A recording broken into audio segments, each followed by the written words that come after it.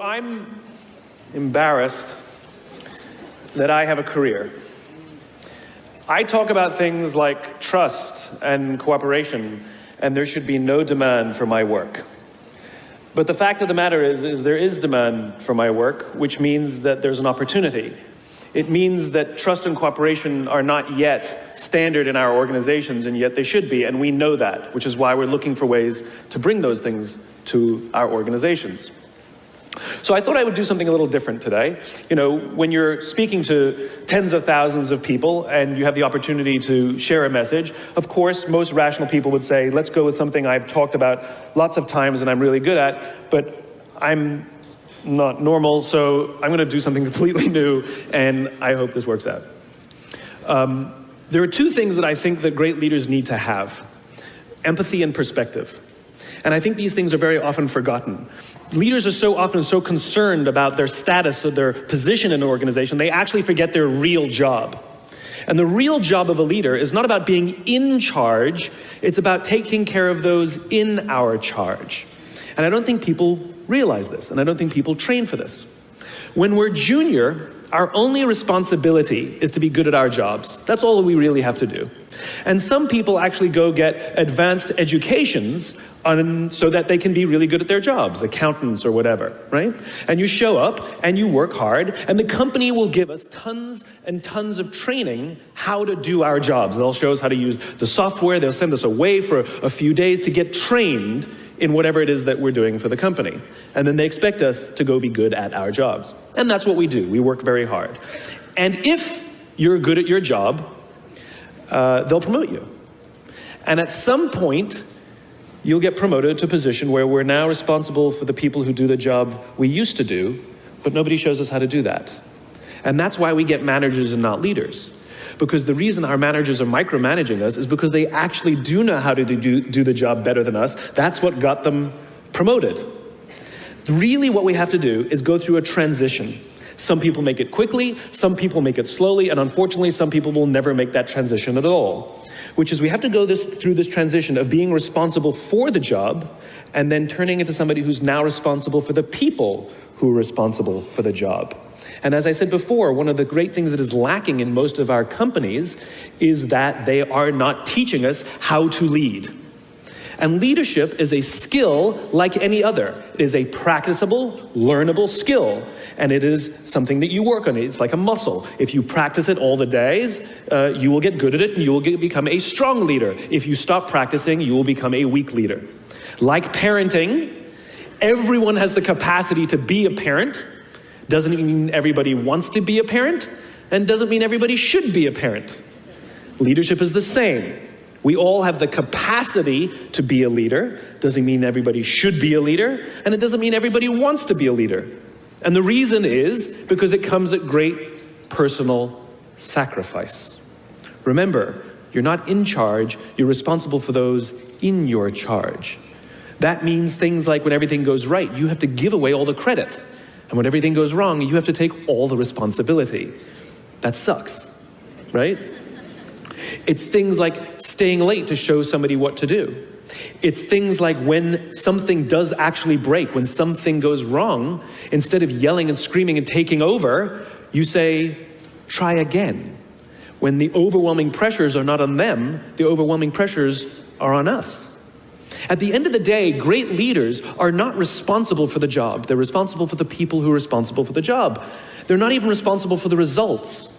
I love talking to CEOs and say, what's your priority? And they put their hands on their hips all proudly and say, my priority is my customer. I'm like, really? You haven't talked to a customer in 15 years. There's no CEO on the planet responsible for the customer. They're just not. They're responsible for the people who are responsible for the people who are responsible for the customer. I'll tell you a true story. A few months ago, I stayed at the Four Seasons in Las Vegas. It is a wonderful hotel. And the reason it's a wonderful hotel is not because of the fancy beds. Any hotel can go and buy a fancy bed. The reason it's a wonderful hotel is because of the people who work there. If you walk past somebody at the Four Seasons and they say hello to you, you get the feeling that they actually wanted to say hello to you. It's not that somebody told them that you have to say hello to all the customers, say hello to all the guests, right? You actually feel that they care. Now, in their lobby, they have a coffee stand. And one afternoon, I went to buy a cup of coffee, and there was a barista by the name of Noah who was serving me. Noah was fantastic. He was friendly and fun, and he was engaging with me, and I had so much fun buying a cup of coffee, I actually think I gave 100% tip, right? He was wonderful. So as is my nature, I asked Noah, do you like your job? And without skipping a beat, Noah says, I love my job. And so I followed up. I said, what is it that the Four Seasons is doing that would make you say to me, I love my job?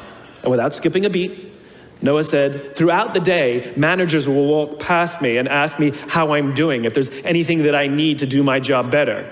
He said, not just my manager, any manager. And then he said something magical. He says, I also work at Caesar's palace. And at Caesar's palace, the managers are trying to make sure we're doing everything right. They catch us when we do things wrong. He says, when I go to work there, I like to keep my head under the radar and just get through the day so I can get my paycheck. He says, here at the Four Seasons, I feel I can be myself. Same person, entirely different experience from the customer who will engage with Noah. So we in leadership are always criticizing the people. We're always saying, we've got to get the right people on the bus. I've got to fill my team. I've got to get the right people. But the reality is, it's not the people. It's the leadership. If we create the right environment, we will get people like Noah at the Four Seasons. If we create the wrong environment, we will get people like Noah at Caesar's palace. It's not the people. And yet we're so quick to hire and fire. You can't hire and fire your children. If your kids are struggling, we don't say, you got to see at school, you're up for adoption. So why is it that when somebody has performance problems at work, why is it that our instinct is to say, you're out? We do not practice empathy. What does empathy look like? Here's the lack of empathy. This is normal in our business world. You walk into someone's office, someone walks into our office and says, your numbers have been down for the third quarter in a row. You have to pick up your numbers, otherwise I can't guarantee what the future will look like. How inspired do you think that person is to come to work the next day? Here's what empathy looks like. You walk into someone's office, someone walks into your office and says, your numbers are down for the third quarter in a row. Are you okay? I'm worried about you. What's going on? We all have performance issues. Maybe someone's kid is sick. Maybe they're having problems in their marriage. Maybe one of their parents is dying. We don't know what's going on in their lives. And of course it will affect performance at work. Empathy is being concerned about the human being, not just their output. We have, for some reason, our work world has changed over the past 20 and 30 years. We are suffering the side effects of business theories left over from the 80s and 90s. And they are bad for people, and they are bad for business. Let me give you an example. The concept of shareholder supremacy was a theory proposed in the late 1970s. It was popularized in the 80s and 90s. It is now standard form today. You talk to any public company and you ask them their priority and they say maximize shareholder value. Really? That's like a coach prioritizing the needs of the fans over the needs of the players. How are you going to build a winning team with that model? But that's normal today. We don't even perceive it as broken or damaged or wrong or outdated. Remember, the 80s and 90s were boom years with relative peace and a kinder, gentler Cold War. Nobody was practicing hiding under their desks in school anymore. We are no longer in those times. These are no longer boom years. These are no longer peaceful times, and those models cannot work today. Here's another one. Mass layoffs. Using someone's livelihood to balance the books, right? It's so normal in America today that we don't even understand how broken and how damaging it is, not only to human beings, but to business. You know, companies talk about how they want to build trust and cooperation and they announce a round of layoffs. Do you know the quickest way to destroy trust and destroy cooperation in a business, literally in one day? Lay people off, and everyone gets scared. Right? Can you imagine sending someone home to say, honey, I can no longer provide for our family because the company missed its arbitrary projections this year? And forget about the people who lost their job. Think about the people who kept their jobs. Because every single decision a company makes is a piece of communication. And the company has just communicated to everybody else, this is not a meritocracy. We don't care how hard you work or how long you've worked here. If we miss our numbers and you happen to fall on the wrong side of the spreadsheet, I'm sorry, we cannot guarantee employment. In other words, we come to work every day afraid. And we're asking our youngest generation to work in environments where how would any of us ever stand up and admit, I made a mistake? We're constantly being told, you have to be vulnerable. Leaders are vulnerable. What does that even mean? It doesn't mean you walk around crying, I'm vulnerable, right? No, what vulnerability means is you create an environment in which someone feels safe enough to raise their hand and said, I don't know what I'm doing. You've given me a job and I haven't been trained to do it. I need help. I made a mistake. I screwed something up. I'm scared. I'm worried. All of these things no one would ever admit inside a company because it puts a target on your head in case there's another round. And so we keep it to ourselves. And how can a company ever do well if nobody's ever willing to admit they made a mistake, that's scared, or they don't know what they're doing? And so we've literally created cultures in which every single day everybody comes to work and lies, hides, and fakes.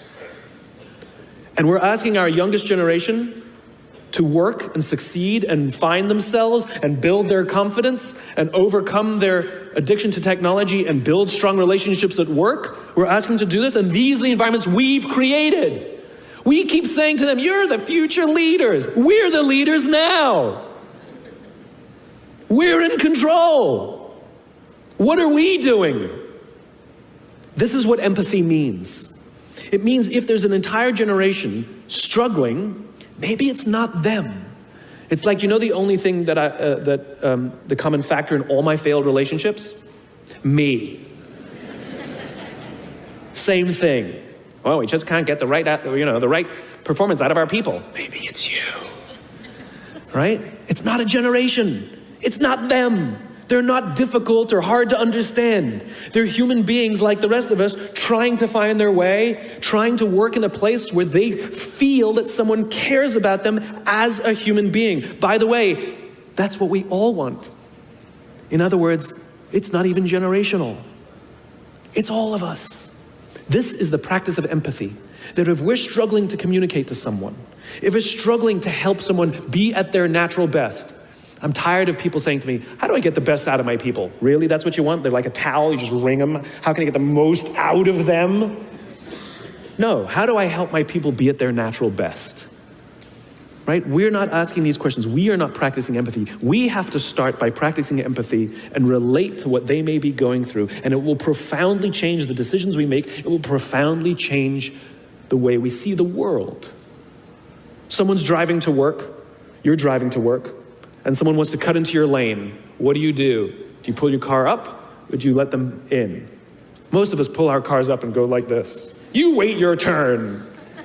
Now let's practice empathy. I don't know, maybe they've been out of work for 6 months. Maybe they had trouble getting the kids out to school this morning, and now they're running late for a really important interview, and they just have to get to this interview, and they're gonna cut into our lane.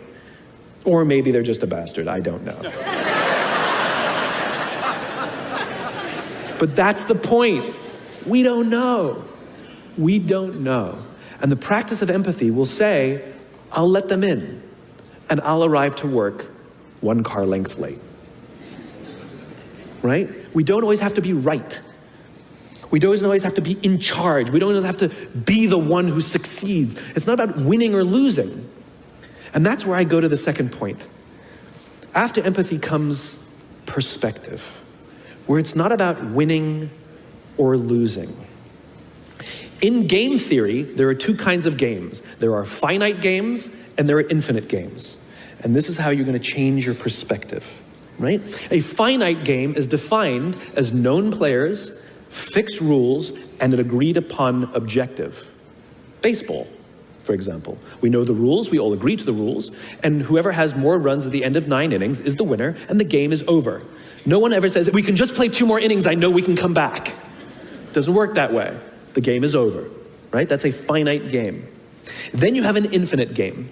Infinite games are defined as known and unknown players. The rules are changeable, And the objective is to keep the game in play, to perpetuate the game. When you pit a finite player versus a finite player, the system is stable. Baseball is stable, right?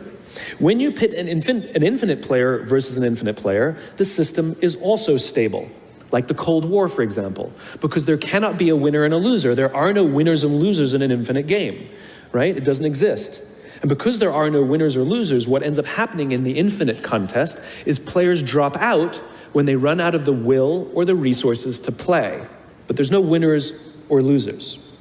Problems arise when you pit a finite player versus an infinite player, because a finite player is playing to win, and an infinite player is playing to keep the game going, right? This is what happened to us in Vietnam. We were playing to win, and the Vietnamese were fighting for their lives. We were the ones who got stuck in quagmire. This is the Soviet Union and Afghanistan. They were trying to beat the Mujahideen, and the Mujahideen would fight for as long as is necessary. Quagmire.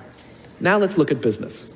The game of business has pre-existed or has existed long before every single company that exists on this planet today. And it will outlast every single company that exists on this planet today. There's no winning the game of business. And the reason is because we haven't agreed to the rules. I get such a kick out of this. You realize how many companies actually don't know the game they're in, right? Listen to the language that the companies use. We're trying to beat our competition. We're trying to be number one. Did you know that we were ranked number one? Look at the listing.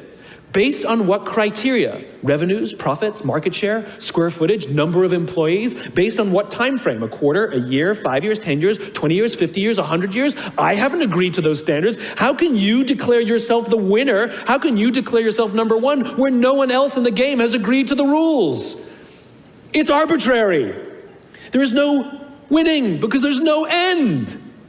In other words, companies are playing finite games. Listen to their language. They're trying to beat their competition. What does that even mean? It's the leaders and the companies that understand the game that they're in and organize their resources and their decision-making around the infinite contest that outlast and frustrate their competition. All the companies that we refer to as the exceptions, Southwest Airlines, Apple Computers, Harley Davidson, they're the exception. No, they're playing the infinite contest. They frustrate their competition, is what happens. That's what happens, because they're not playing to win. Jim Senegal, the founder of Costco, which is the only real company that gives Walmart a run for its money, he says public companies are looking to succeed for the quarter. He says, we're looking for the next 50 years. You can hear him. He's playing the infinite contest. I spoke at a leadership summit for Microsoft. I also spoke at a leadership summit for Apple. Now, at the Microsoft summit, I would say 70% of the executives, and this was under the Steve Ballmer days, I would say about 70% of the executives spent about 70% of their presentations talking about how to beat Apple. At the Apple summit, 100% of the executives spent 100% of their presentations talking about how to help teachers teach and how to help students learn. One was obsessed with their competition, the other one was obsessed with where they're going. So at the end of my presentation at Microsoft, they gave me a gift. They gave me the new Zune, which was the competitor to the iPod Touch when it was a thing, right? And I have to tell you, this piece of technology was spectacular. It was beautiful. The user interface was incredible. The design was amazing. It was intuitive. It was one of the most beautiful, elegant pieces of technology I'd ever seen. Right? Now, it didn't work with iTunes, which is an entirely different problem. I couldn't use it. But that's something else. I'm sitting in the back of a taxi with a senior Apple executive, sort of employee number 12 kind of guy, and I decide to stir the pot. And I turn to him and I say, you know, I spoke at a Microsoft summit, and they gave me their new Zune, and I have to tell you, it is so much better than your iPod Touch. And he turned to me and said, I have no doubt. Conversation over.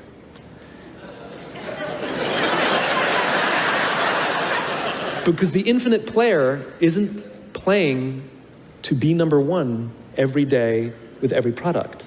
They're playing to outlast the competition. If I had said to Microsoft, oh, I've got the new iPod Touch, it's so much better than your new Zune, they would have said, can we see it? What does it do? We have to see it. Because one is obsessed with their competition, the other is obsessed with why they do what they do, the other is obsessed with where they're going. And the reason Apple frustrates their competition is because secretly, they're not even competing against them. They're competing against themselves. And they understand that sometimes you're a little bit ahead, and sometimes you're a little bit behind. And sometimes your product is better, and sometimes you're not. But if you wake up every single morning and compete against yourself, how do I make our products better than they were yesterday? How do I take care of our customers better than we did yesterday? How do we advance our cause more efficiently, more productively than we did yesterday? How do we find new solutions to advance our calling, our cause, our purpose, our belief, our why every single day? What you'll find is over time, you will probably be ahead more often. Those who play the infinite game understand it's not about the battle, it's about the war. And they don't play to win every day. And they frustrate their competition until their competition drops out of the game. Every single bankruptcy, almost every merger and acquisition is basically a company saying we no longer have the will or the resources to continue to play, and we have no choice to either drop out of the game or merge our resources with another player so that we can stay in the game. That's what that is. And if you think about the number of bankruptcies and mergers and acquisitions, it's kind of proof that most companies don't even know the game they're in. You want to be a great leader, start with empathy. You want to be a great leader, change your perspective and play the game you're actually playing.